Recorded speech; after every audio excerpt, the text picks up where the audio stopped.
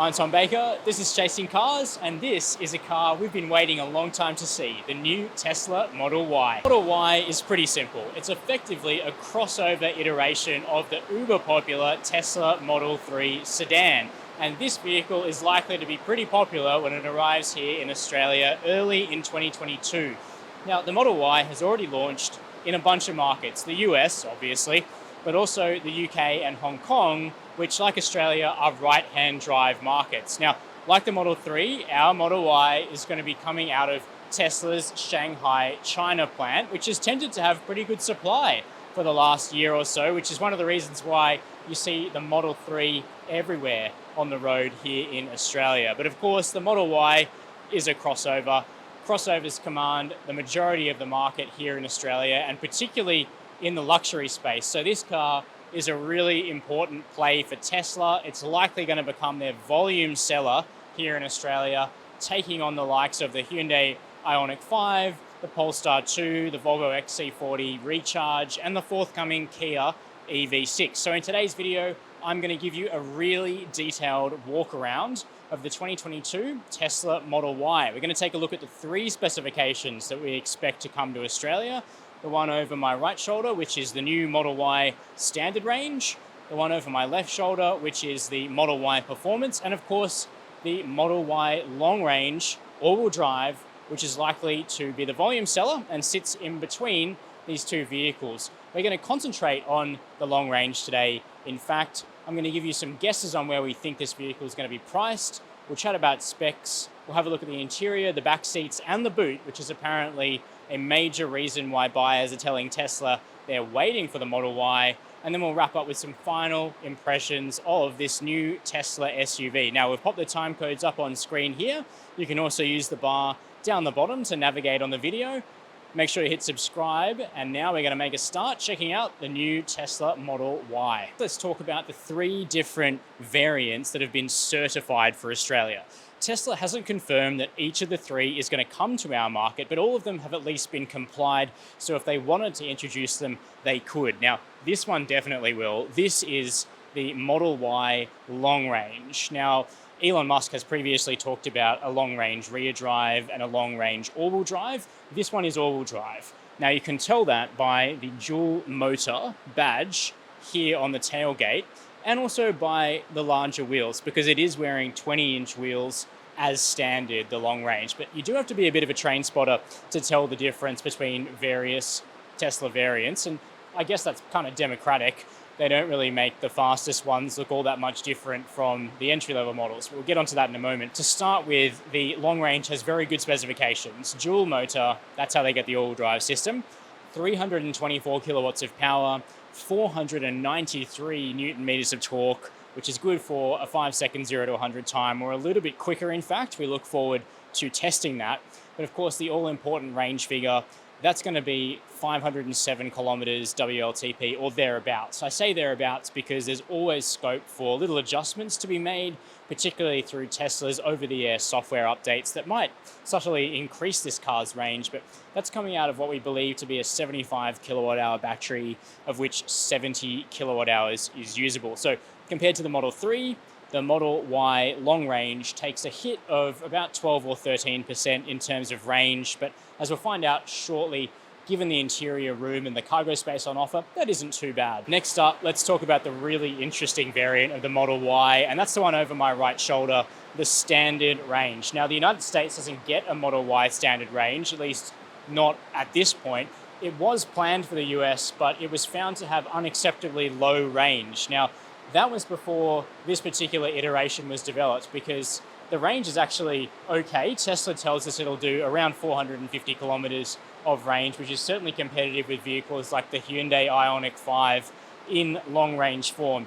But the main thing, the Model Y standard range will give Tesla, if they choose to bring it to Australia, is an SUV variant that we think could be priced under $70,000. Now, by the time you see this video, we're going to know pricing, and it's going to be displayed on screen, so you'll have an idea about whether my guesses are any good or not.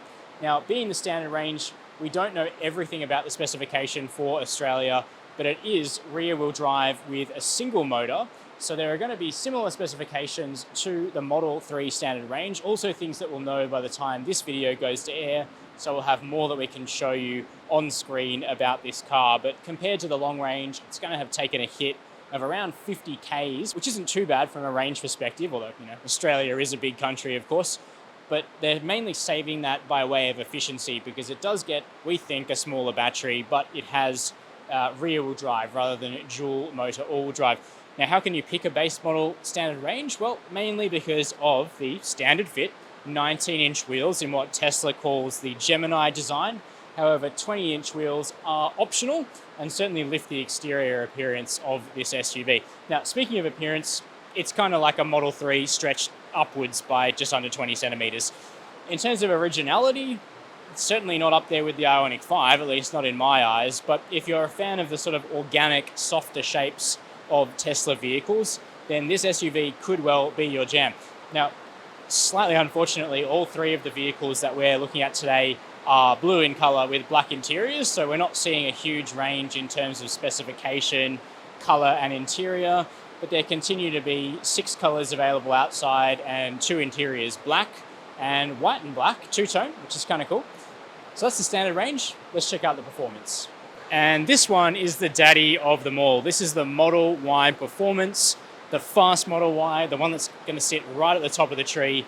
Tesla tell us it's capable of 250 kilometers per hour, which is considerable. We're used to that sort of top speed for a combustion vehicle, but for an electric vehicle, getting to really quick speeds like 250 is very difficult. But the Model Y Performance can do it. They also quote a 0 to 100 time of under 4 seconds, which is seriously moving for a 2-ton midsize SUV. That's what these weigh. Tesla say they're coming in at 2,003 kilograms. The single motor rear drive standard range could be a fair bit lighter, but for the two long range variants that share a 70 kilowatt hour usable battery, they're coming in at just over 2 tons unladen. Payload is 350 kilograms for them both. Now, that kind of final certification is yet to be signed off, but that's very likely to be the payload. Roof load is 75 kilograms for the cars.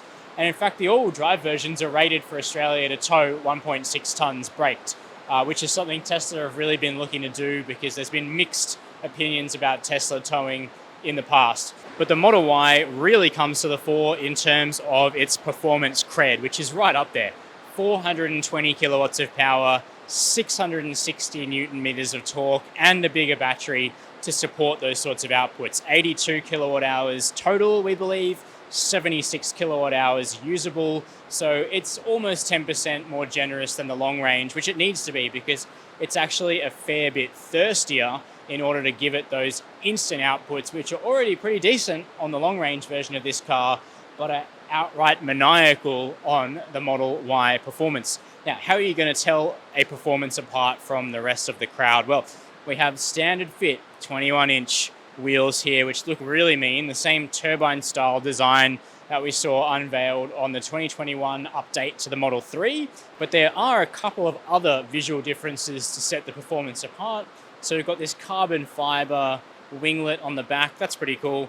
We've got a red underline for the dual motor badge, no underline on the long range. We also have alloy pedals inside, but the other way these vehicles are differentiated is through the 15-inch touchscreen. You get different branding depending on which of the variants you opted for. So that's a look at the 3 models that have been certified for Australia. Let's talk about what we think they're going to cost. In terms of where we think pricing might sit for the Tesla Model Y, it's kind of instructive to look at the differentiation between Model 3 and Model Y pricing in other right-hand drive markets. So this car is already on sale in Hong Kong, for instance, and also the UK. In Hong Kong, the differential between the Model 3 and the Model Y ranges between 10% for the standard range and 5% for the performance. But over in the UK, the difference is 13% on a long range and 8% on a performance, keeping in mind the UK doesn't actually get the standard range version of this car. Anyway, crunching all of those numbers, we could be looking at a price of about $66,000 for a standard range, which would be something of a game changer. It'd really take the fight to the Volvo, the Polestar, the Hyundai, and likely the upcoming Kia. Whereas all the way up the other end of the range with the performance, we're looking at about 90 grand, which again is a very attainable price point for something with 420 kilowatts of power and a 3.5-second 0 to 100 claim. One of the things that Tesla tends to do is they tend to talk about their charging speed in kilometers per hour, which I guess is a good way to contextualize it and make it easy to understand. But we certainly go off the industry standard of talking about kilowatts of power. Now, the best EVs on the market, cars like the Hyundai Ioniq 5, best EVs by charging speed, offer 350 kilowatt charging. Now, here on the Model Y Performance, it's 250 kilowatt, but that's still good enough to get you to 80% on one of Tesla's best superchargers in just 25 minutes. So that's incredibly fast charging. And the interior of this car gives you options because that 15-inch screen has Netflix, it has video games, a whole bunch of things to keep you entertained as this car blasts its way up to 80% or beyond. Now, the Performance is the only variant to have 250 kilowatt charging. The others are limited to 210 kilowatts, but that's still good enough to deliver a very rapid charge to 80%, and we'll have those figures up on screen. Now, the slightly larger battery of the Performance means it takes a little longer to charge this car off an 11 kilowatt AC setup, the kind of thing that you might install at home as the charging port folds away cutely.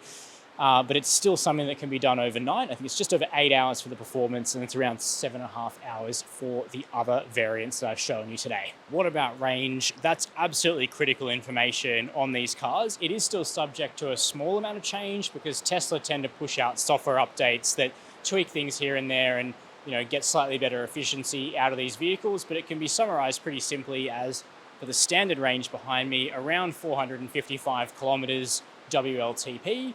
For the long range, 507 kilometers WLTP, and for the Performance, we're looking at around 480 kilometers WLTP. Now, our Chasing Cars EV range test found that the Model 3 was able to deliver just under 90% of its WLTP claim in the testing conditions that we used for that video. We look forward to testing the real-world consumption and range of the Model Y soon. Like the Model 3 that comes to Australia, our specification of the Model Y is very likely to be sourced exclusively from Tesla's Chinese plant in Shanghai. And in fact, these particular examples are Chinese made, as their VIN numbers reveal printed handily on the front glass of the car.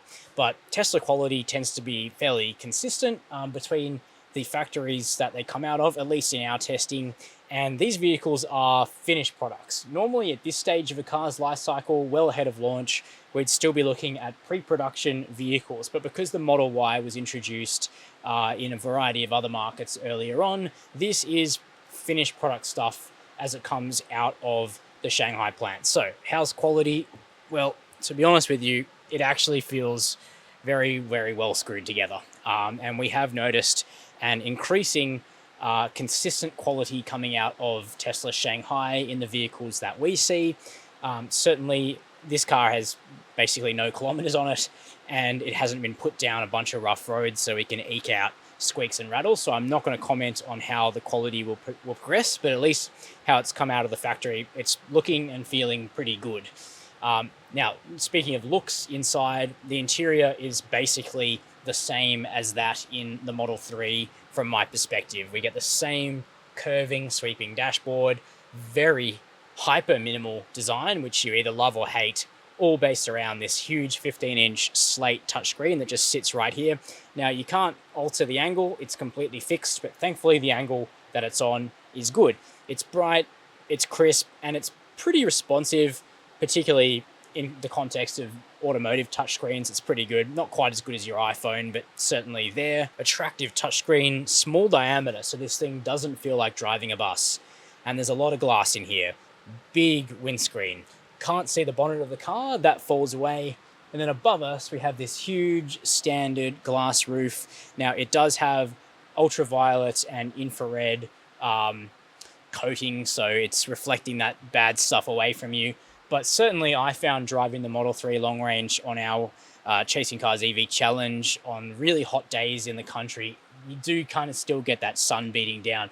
There's still no blind, so in a big hot country like Australia, we're going to have to do more testing to see how appropriate the glass roof really is.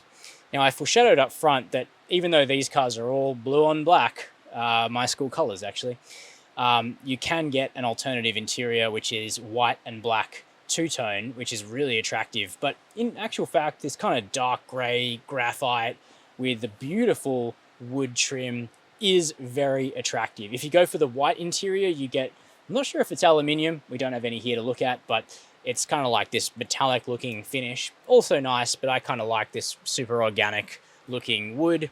There's also elements of Alcantara down here on the dual wireless phone chargers, which are very cool actually. One thing is though, is that while Tesla once offered leather on the Model S, it no longer does. This is a vegan interior, and in a country that gets as hot as Australia, we would definitely appreciate seat cooling.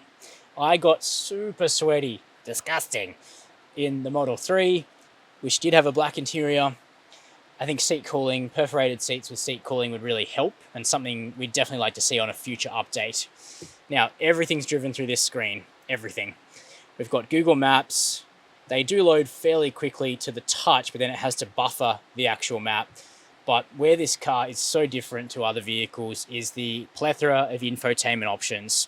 So if you go for the premium connectivity, which you get a trial of at first, but afterwards you have to pay, you get streaming music, you get Netflix, you get Twitch, you get a whole bunch of other stuff that you can watch and listen to. Some of that entertainment is only when you're stopped and or charging, but Spotify on the go works brilliantly in this car. The integration is basically perfect. What you might need to get used to is things like the wipers. They're automatic, but if you want to do fine grain control, it's done through this screen. Same thing with the lights, automatic, but you can fiddle with the screen if you want to. Mirrors and steering wheel adjustment, something that does have to be gotten used to, but it's done through these controls here. It's all pretty cool. You know, you can change the brightness. Woo! It's brighter than the sun if you put it all the way up. You've got your autopilot controls, etc. You know, there's a learning curve to everything, but I managed to get across this screen very quickly in our test of the Model 3. In terms of practicality, we have a big sliding box under here, two decent sized cup holders, deep bin between the front seats, which is flock lined, as are the door bins. Really nice touch so your stuff doesn't slide around. 4 USB-C ports in this car, 2 up front, 2 in the back. Speaking of the back seat, that's where we're going to go next. Now, the Model Y sits a little bit higher than the Model 3. You can definitely feel it up front. Here in the back, we don't have the typical stadium-style seating that you find in some of this car's rivals. So you are sort of looking at the back of the driver's seat. You can look past it. I'm just pointing out that it's quite a big seat physically. However, your side windows are really big. Your glass roof is huge. We're sitting in a warehouse right now, so the view isn't anything to write home about. But out on a nice country road, there's plenty to look at here. You can also see the room on offer is good, partially because unlike the US, Australia only gets a 5-seat Model Y. At least that's what's been certified for Australia at this point. For myself at 6 foot, headroom, I've got several inches under the glass roof. Legroom, again, several inches, and tow room is absolutely exceptional, better than some of this car's rivals. Completely flat floor, so you could use the center seat if you wanted to. Just keep in mind it's about an inch higher than the outboard seats in terms of where the cushion is. We've got air vents in the back here, 2 more USB-C ports, as I mentioned, and a few really nice bits of integration, actually. So we have an armrest with 2 cup holders, nothing special about that. But the way the middle headrest is integrated is really nice, and I don't remember seeing it kind of as slickly done as that before. Big door bins, again flock lined, Alcantara inserts, soft touch materials on the top of the door, so clearly targeting posh mid-size combustion SUVs like Audi Q5, BMW X3, Volvo XC40, Land Rover Discovery Sport, not just the set of electric SUVs. I think Tesla are quite cognizant that most of their buyers are coming out of petrol and diesel cars rather than out of other EVs. So certainly 7 seats would have given this car another edge, but having a look at the sloping rear roofline, good luck fitting someone back there is all I'm going to say about that. Be kind of cool to have a look in the US at some point, but for Australia, as for many other markets, the Model Y is a 5-seater only. Aside from the slightly raised seating position and the aesthetic, if that's your jam, the main reason you'd buy a Model Y over a Model 3 is going to be cargo space. Now we've got a power tailgate round back. If I give it a good enough shove, that opens up nice and quickly and quietly, which I like. And it opens up to reveal 971 litres of boot space, Tesla say. Now, we're going to measure this independently when we can. Keeping in mind, though, there isn't sort of a window line here. We don't have that quarter window that you usually have in a midsize SUV. So there's a little bit more capacity to measure this a bit generously, I think. Still, 971 litres, highly competitive, really good size, no load lip at all, really square, easy to slide things straight in and out. Plus, you also get some hidden cargo capacity. We have this really nice sort of, well, vegan leather latch down here that opens up to reveal a deep space underneath the boot, and that's where the 3-pin travel cord is currently stored in the car down here. That's got Velcro, which is good in the performance because this thing's going to be capable of throwing us around, we're pretty sure. But then there's additionally space a little bit further up. That's extra cargo storage. So if you acquire your own Type 2 cable, for instance, you can get that in there. We've got a couple of cubbies off to the left and the right. Plus we've got a very handy feature here with spring-loaded second row seats. And once you put those down, you get a really van-like 2,158 litres of space, which is going to be enough to get flat pack stuff from IKEA et al. Home in this vehicle, really without any trouble. What are we missing here? Well, there's really no spot for a cargo blind. Thankfully, though, the window is very tinted, so you do have some privacy for your stuff. I mean, I can't see through that, so the lack of a cargo blind is really a moot point. Now, because these vehicles run on a dedicated EV platform, that means there was never space allocated for a combustion motor here at the front. We have what Tesla calls the frunk, what people that speak the Queen's English like us might call the Froot. Spring-loaded again, beautiful, no messing around with struts and stuff, and that opens up to reveal a bigger frunk than the Model 3, which is under 100 litres. This one is 117, and you'll easily get a carry-on bag in there without a problem. You've also got your tow hook, which immediately brings back visions of being on the side of the road in a Model 3 on our EV range test. That's definitely a good video to go and have a look at, where we really did drive a Model 3 long range to absolute exhaustion. Props to Tesla for then letting us have a look at this car. And the front closes up nice and easily, just like a regular bonnet on a combustion car. You just have to give it that final press, but it brings total cargo space with 5 seats in place to over 1,000 litres, which is really great compared to other mid-size SUVs. But to put the boot space in a bit of context, I've actually lined up the Model Y with a Model 3, which of course has been the biggest seller for Tesla in Australia so far, and a whole bunch of customers have been asking for more boot space. That's what Tesla salespeople have told us, at least. Now, here underneath the power tailgate of this vehicle, the Model Y, we've got 971 litres. We're traveling a little light today. We're down in Melbourne shooting these cars, so we've just got our Pelican case here for some of our camera equipment, so you can sort of see there's plenty of room. Now, if we move across to the Model 3, the first big difference is that the shape of the tailgate is different. The Model 3 sort of looks like a Sportback, like an Audi Sportback or something. It's not. It's a pretty traditional sedan with a sedan boot and a very narrow, comparatively, aperture. You can see here we've got sort of 60, 70 centimeters of aperture versus all of this aperture in the more traditionally kind of wagon-bodied Model Y. So that's a massive difference for loading bulky items, but the actual space on offer is also quite a lot more generous in the Model 3, and you got things like 40-20-40 folding seats, something that's really good about the SUV form factor of the Model Y, and undoubtedly a factor that families will be considering in choosing between one or the other. So those are our first impressions of the 2022 Tesla Model Y on its way to Australia soon. Very excited to get one of these cars out onto the road for a proper dynamic test on Australian roads. Now in this country, we have a really good mix of roads.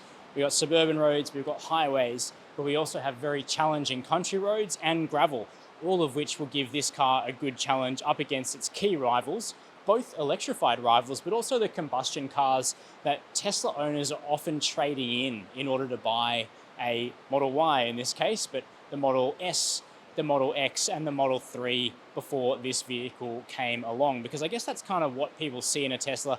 The supercharging network makes it very easy to hand away the keys to your combustion vehicle and pick up one of these as a replacement. Now, there's a whole bunch of reviews out there on the internet already, including our colleagues in the UK that have already had a steer of this vehicle. We're looking forward to doing that job again with an Australian spin, but hopefully today's video has given you a good overview of the 3 variants that we could see here in Australia, and just some first impressions of the practicality, the interiors, the quality, and the aesthetic of this new midsize SUV from Tesla. Are you planning to order a Model Y? Let me know down below in the comments why you're doing it, what other vehicles you're considering. Do you have a Model 3, S, or X already? How do you feel about it? Or are you not a Tesla person at all? Let me know down there. I read every comment and we really appreciate the interaction. While you're there, make sure to hit subscribe and the notification bell. And as always, thanks for watching Chasing Cars.